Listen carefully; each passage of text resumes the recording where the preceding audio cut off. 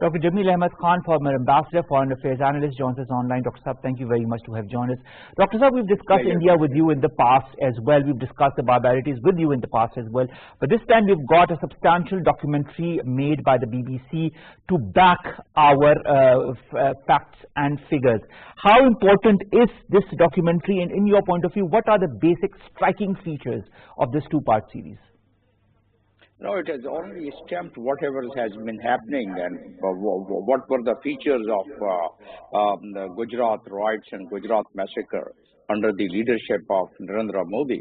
So that has further stamped it, and it's not only documentary made by their own reporters, and of course it was filmed and it was made by BBC, but they have relied on very authenticated sources from their archive, from the clippings of Gujarat, and from the fact that how Narendra Modi was,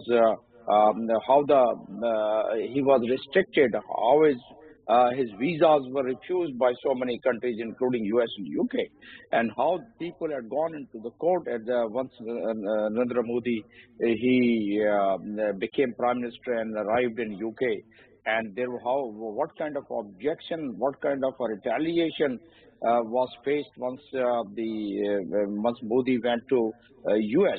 Above all, very recently, Modi has shown his resolve in the joint statement of the G7 countries that the freedom of press, he was emphasizing on the freedom of press that it should, but then what is happening in India and what happened at that time, even an MP whose name Mr. Jaffrey, he was surrounded by the people in Gujarat, by the RSS killers in Gujarat, and then he called Modi, he succeeded in talking to Modi, which Modi later on in his statement denied, and after a few moments he was lynched by the crowd, and he was an MP of Congress party.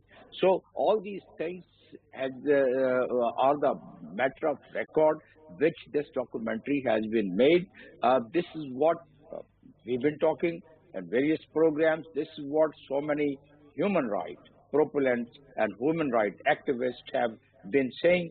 But now, after this documentary film, this has further been authenticated, and it would definitely have its impact. It will definitely have its impact on the minds and hearts of the people, which is needed, because India normally takes an advantage. And so far, it's been taking an advantage of its clout in terms of the trade and commerce, in terms of the strategic interest of the important countries, the powerful countries, including United States and its allies, and the requirement of India of standing in front of China towards the containment of China as a foreign policy, important point of the US. So India is taking the advantage of that. Otherwise, based on such documentary proof and documentary films and documentaries of such an authenticated channel of the world, which is independent so far its editorial board is concerned, totally independent. And it is based on facts and figures, Dr. Saab. That is the most important thing. It is also based on relevant quotes by Mr. Jack Straw, who was the British Foreign Secretary at the time of the violence. He also was interviewed in this documentary. He said the allegations against Modi did undermine his reputation, and he said, quote unquote, I'd like to add that these were very serious claims. The then Chief Minister Modi had played a pretty active part in pulling back the police and in tacitly encouraging the Hindu extremists. Doesn't he continue to do that? But of course the world stays mum on that as well. Do you feel this documentary will put some kind of a dent as far as the so-called quote-unquote Modi reputation is concerned? Oh, Modi reputation, in fact, was dented even once he had taken over as a Prime Minister. But later on, because of the facts which I just enumerated, because of their significance in terms of the world's interest, and particularly the important countries of the world. So because of which he could get away from that. But now this documentary definitely is going to refresh the memories of decision makers, number one, but more importantly, the memories of human rights activists, including the Human Rights Council. And I would not have any surprise if I see the next Human Rights Council agenda, where some member country might as well raise this point about Narendra Modi. Jack Straw, you mentioned, that's true, but he was a Home Secretary once the investigation was ordered. Now, the External Affairs Ministry and the spokesman, they are trying to, just prove the point that this was an interference in the internal affairs of the... They say the Indian side says it's a propaganda piece. They say it's a propaganda piece. They say it is to push a discredited narrative. They say there's a bias, lack of objectivity, and continuing colonial mindset, which is blatantly visible in it. I mean, they couldn't be further from the truth. And when at the same time, when they talk about discredited narrative and propaganda piece, we have a film that was made by the Indians that has just been re-released that gives a totally different and false narrative of Indian illegally occupied Jammu and Kashmir. Where does that narrative go in this case? It further augments what is the mindset of RSS empowered BJP government headed by Modi. It only testifies that entire mindset of the party, entire mindset of Hindutva, entire mindset and the strategy of RSS that is being implemented in Kashmir. Why they have done it, why they did it in Gujarat. Even today, those people who were affected by that riots and the massacre, they are scared of going to their own properties and their own houses because they have seen those massacred of their loved one in front of them, and for hours and hours, for days, no one came for their rescue. It was under the shadow and umbrella. So talking about Kashmir, they are now succeedingly trying to change the demography. They have done whatever atrocities was possible to be done, and what we are discussing here, that has been documented by the Human Rights But Dr. Jamil, Commission. if you talk of atrocities, there have been so many and we can name them and list them. But one of the major atrocities that can be also highlighted by the Human Rights Watch, by the Genocide Watch and so many other, and has been in the past as well, is the rape of women. In the Gujarat riots, there was a spur of rape of Muslim women. And this is also claimed in this report that is made by the BBC in this 2000, that talks about the 2002 violence in Gujarat. It also adds that the objective of these riots was to purge Muslims from the Hindu areas. Isn't this objective continuing in 2023 as well? No, it's continuing throughout India, throughout all the length and breadth of India, and that's you could witness almost every day what the Hindu extremist Hindutva mindset people are doing with the Muslim minorities, or even the other minorities. They are doing it, and they have fully, from their standpoint, they have fully tried to legitimize it in many areas, and rather the entire India. If we talk of the Citizenship Act, if we talk of Citizens Register, what are these? These are these are giving legitimacy to marginalization of the minorities, particularly Muslims, and that's what they have done by abrogating 370 and 35 provision from their own constitution. That's what they are doing in Kashmir, and that has that has fully been documented by the Human Rights Commission and Human Rights Commissioner, who in front of press has presented his report not once, twice. And then while presenting that report, even the tears were rolling out of that Human Rights Commission, not Indian, not Pakistani, not from this region. So the world has those images in their mind and heart, and these would have its cumulative effect and impact, and that would definitely show its results sooner or later. and India. But when you talk of Modi cumulative effects, Dr. Saab, when you talk about the tears rolling down the faces of the Westerners while they are presenting this report, should all of this be relegated to reports, to documentaries, to tears rolling down? Shouldn't there be some kind of action taken? I understand we've talked about this in the past as well, the geostrategic relationship that India enjoys with important Western partners. But can't this be set aside, and all the human rights abuses that are perpetuating should also be taken to course in parallel to their relationship in whichever capacity they have with India? I know the world is changing very fast. The geopolitical and geostrategic situation is also changing in the world. And in the coming years and in the coming time, I personally feel that this has to, the international legal mechanism and framework would take its own course. And the people cannot get away with riots and with a massacre like Gujarat, or for that matter Kashmir. There have been not one so many recommendations that it could even go up to the war crime, and the world has witnessed in terms of some other countries, including what had happened in Kosovo and Bosnia. So once this geostrategic cloud recedes, you'll find that something would definitely, and then in the world geopolitical and the diplomatic arena, things definitely develop through these mechanisms. And once it's developed, it would go to the right forum. And what are those right forums?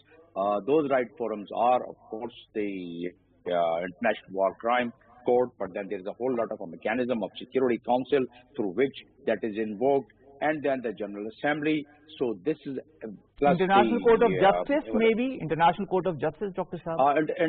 No, this is the Narendra Modi case is purely a case of the International Criminal Court, but the International Court of Justice can address legislation like the Citizens Act and as well as the Citizens Register, where they are orchestrating through the legal, by drawing the legal framework which goes against the human rights and which is aimed and targeted to marginalize the minorities in India.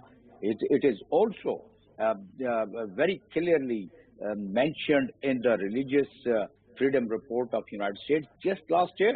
Then India has made an objection to that, but that report is there.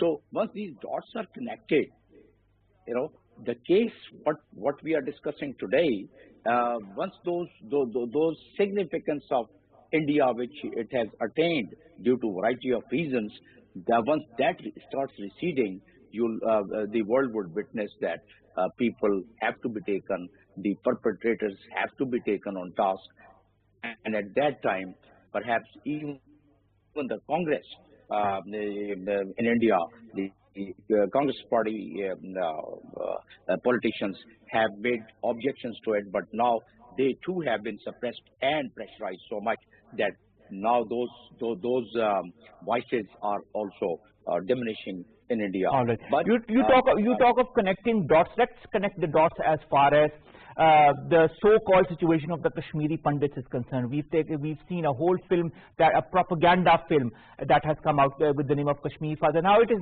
being re-released to further appease the mindset of the Hindu supremacy in India and across the world, and not only that, to change the complete narrative of what actually happened. This said, if we look at the Indian illegally occupied Jammu and Kashmir region as well, one of the latest reports talks about 930 flats being made specially for the Kashmiri Pandits because, say, they quote-unquote fear for their lives. And these flats have just recently been inaugurated by the governor of the region. Why? By the lieutenant governor. Why is that happening?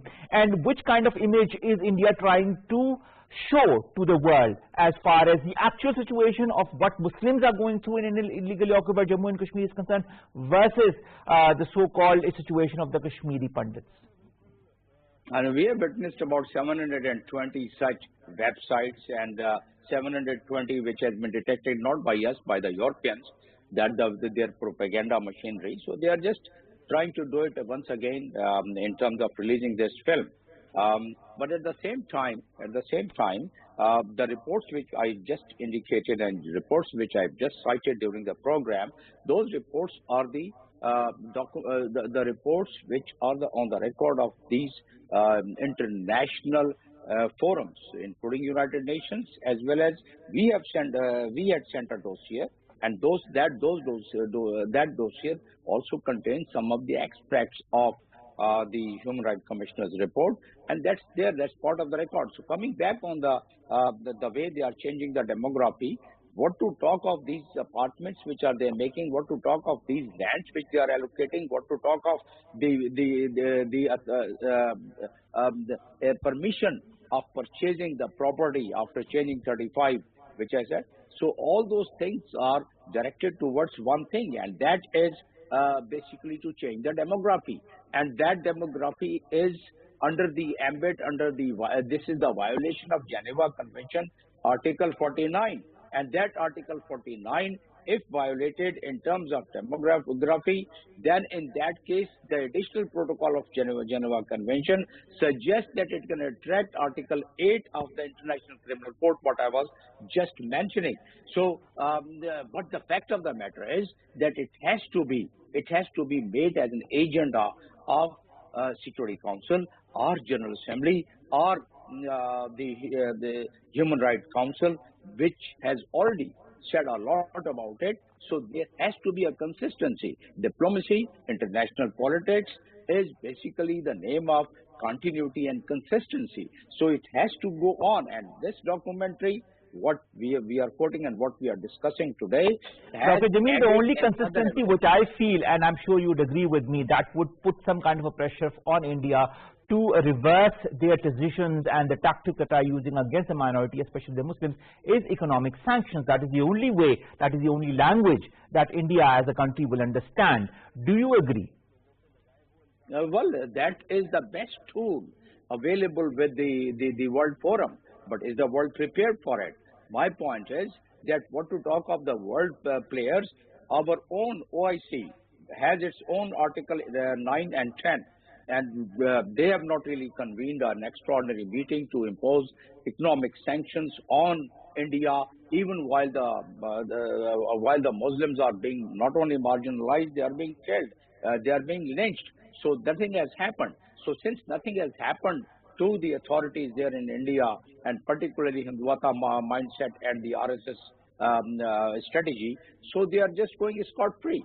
So I personally feel that if the OIC countries, or for that matter, the human rights activists around the world, where they've been always advocating the human rights, there would be a bottom-up pressure. There would be a bottom-up pressure from those OIC member countries. There would be a bottoms-up pressure from those countries who are the proponent of the human rights.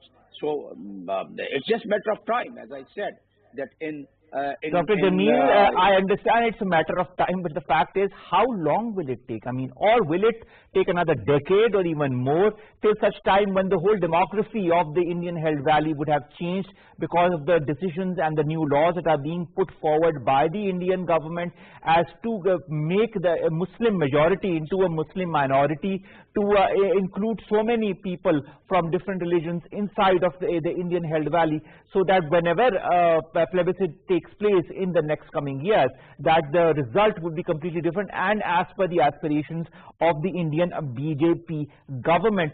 Shouldn't the decision come sooner than later in your point of view, sir? That's right, but what is the tool available? What are the platforms available? The only platform available to stop them is the economic sanction. Now, who is going to impose economic sanction? Either it should be a sanction bilateral, or if it's a multilateral sanction, then OIC platform is the best platform. And if it's the international sanction, then the United Nations Security Council is the one. But all these places, because of the factors and facts which we just discussed, although these countries and platforms and the forums, they are reluctant in doing that.